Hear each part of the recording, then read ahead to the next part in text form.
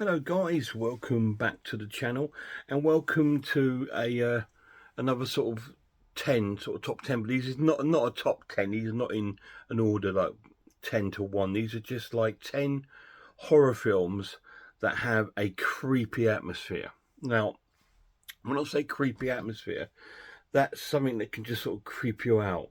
It could be a haunting or like a real sort of like a film that sort of like makes you sort of huddle up and hide behind a cushion. That's a description of creepy. But there's other means of creepy as well. There's ones that can make your skin crawl.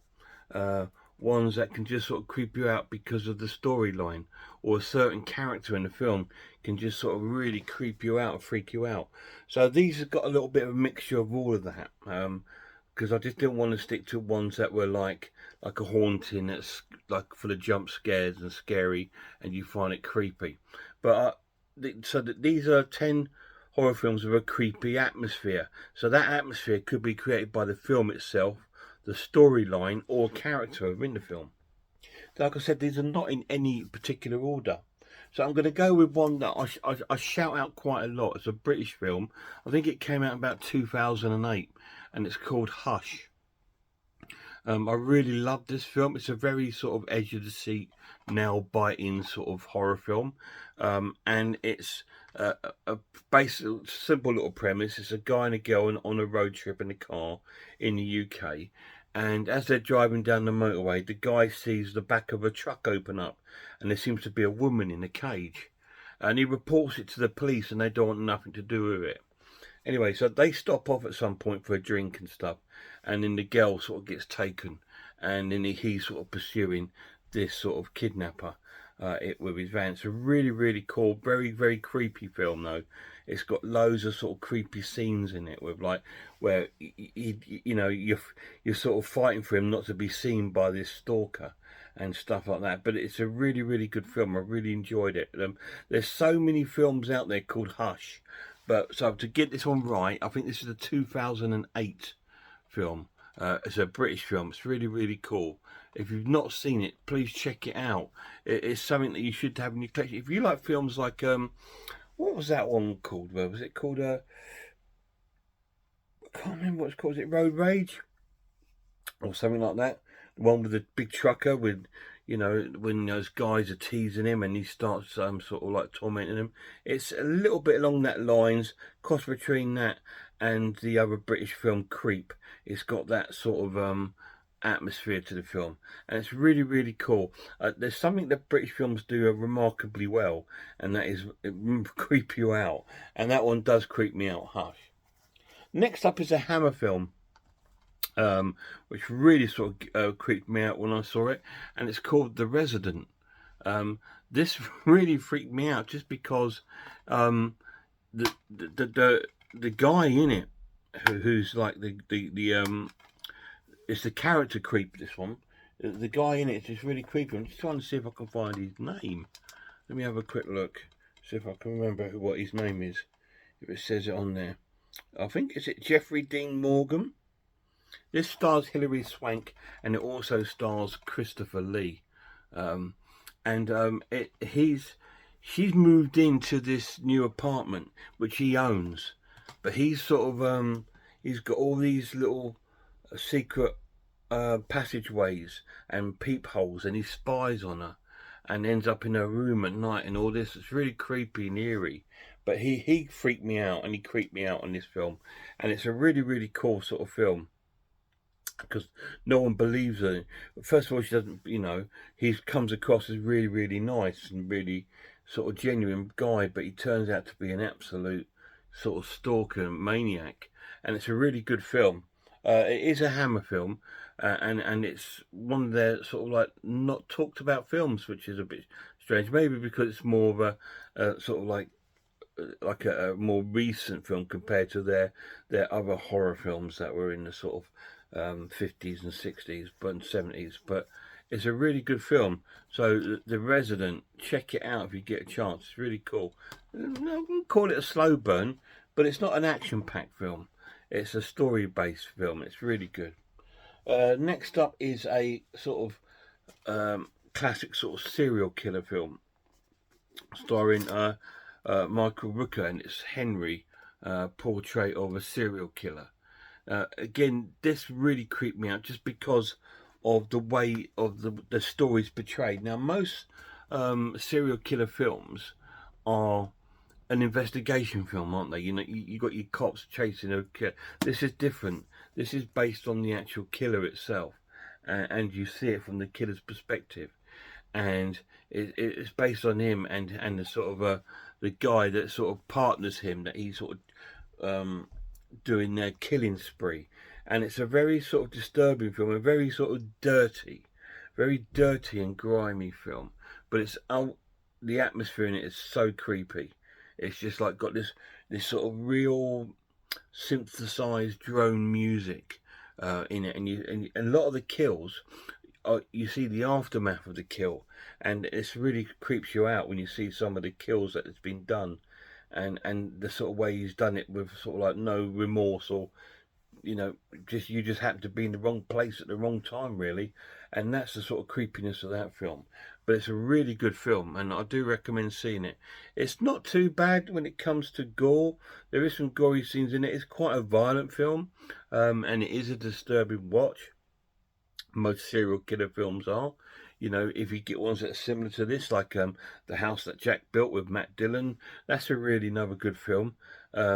Quite a mean-hearted film, that one. It's a really good film, but this one has more sort of a creepy atmosphere to it, and I really like it. Really good film as Henry, portrait of a serial killer, and it has got an Arrow release. So if you try and pick it up, pick the Arrow release up, because it's going to be full of extra features. Next one is a bit more of a well-known one. It was quite popular in, I think, the early sort of 2000s time. A really, really good film. I'm trying to remember the actor's name in it, because I do like him. God, could they make the writing any smaller? I really got to be doing my research better before I do these videos. Ethan Hawke, that's his name, and this is Sinister.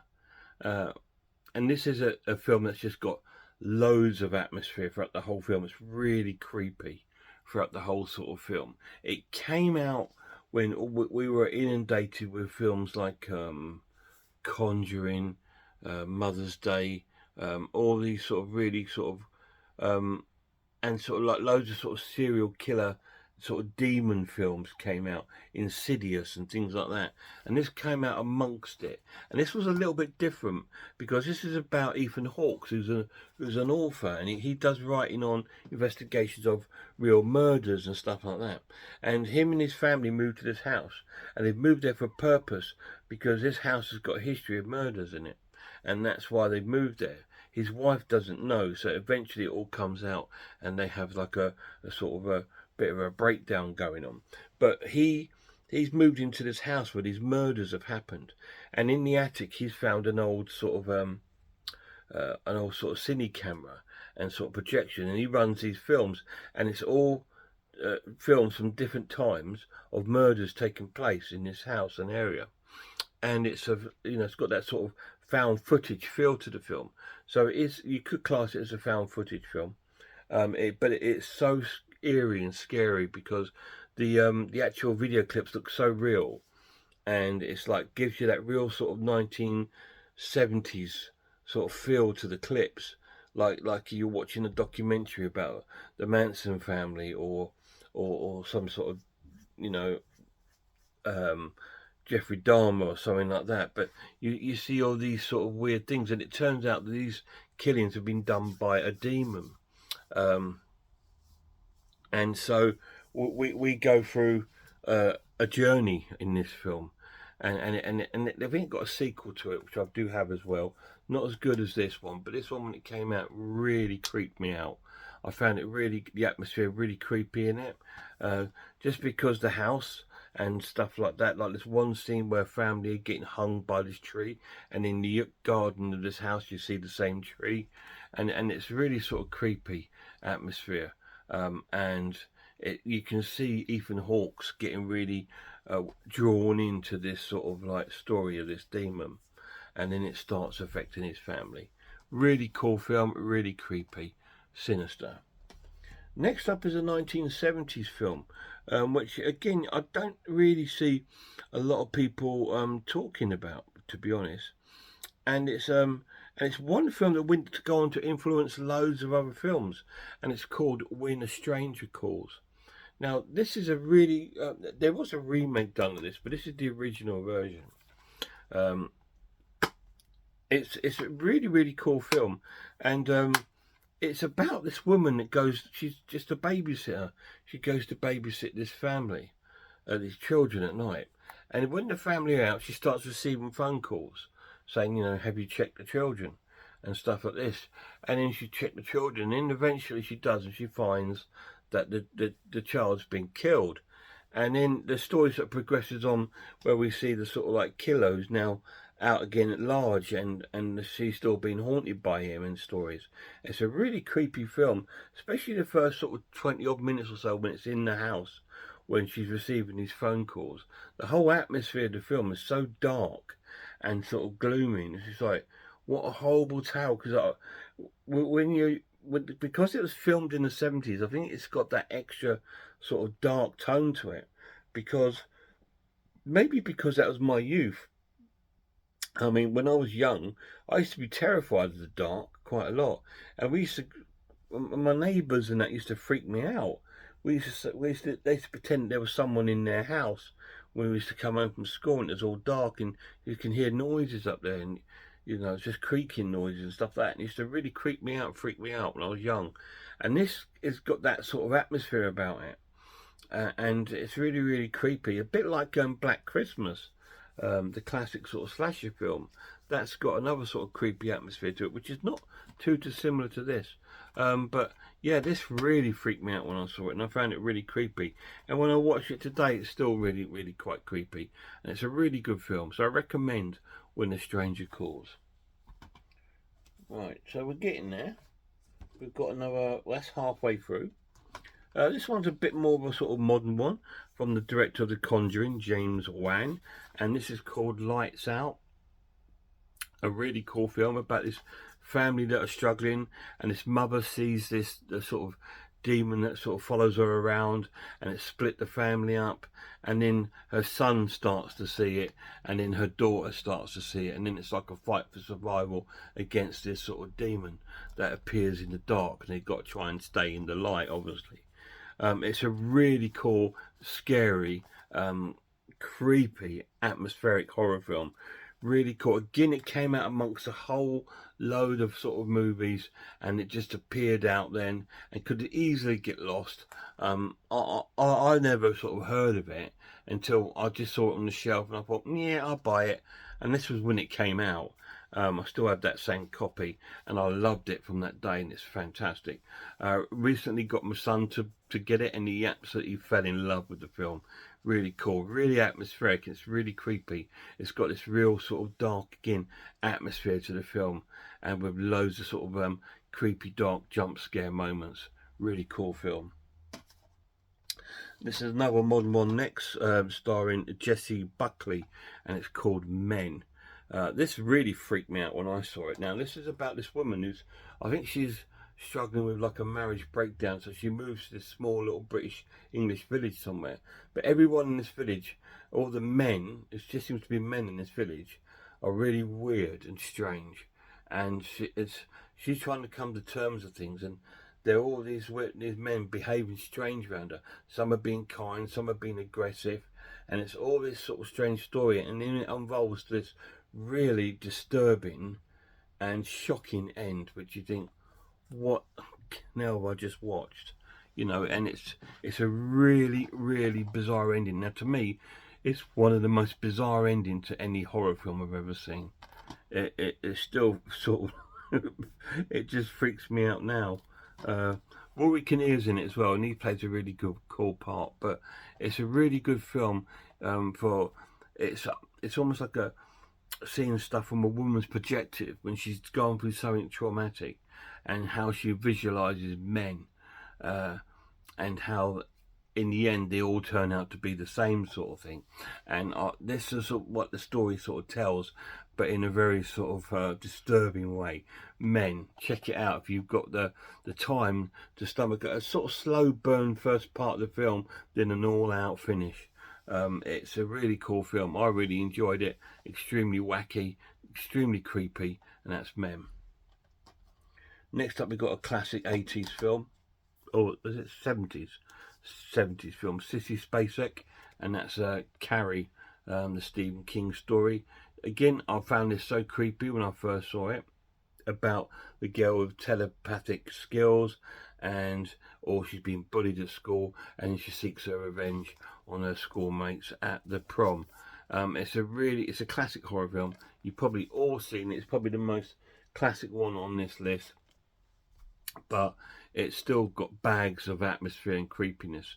You know, it could be mostly created by the mother, who's an absolute Bible sort of basher, if you like. I don't like to use that term, but she's just lives her whole life by the Bible, and she's so creepy and scary, and that sort of rubs off on our Carrie, who's this poor girl that's quite innocent. She's just hit her period time, and she's having to deal with that and being bullied by school. And then some of the school kids try to feel sorry for her and try to help her out, and it ultimately leads to the height of embarrassment at her prom, where she brings her telepathic skills into evil use. It's a really cool film.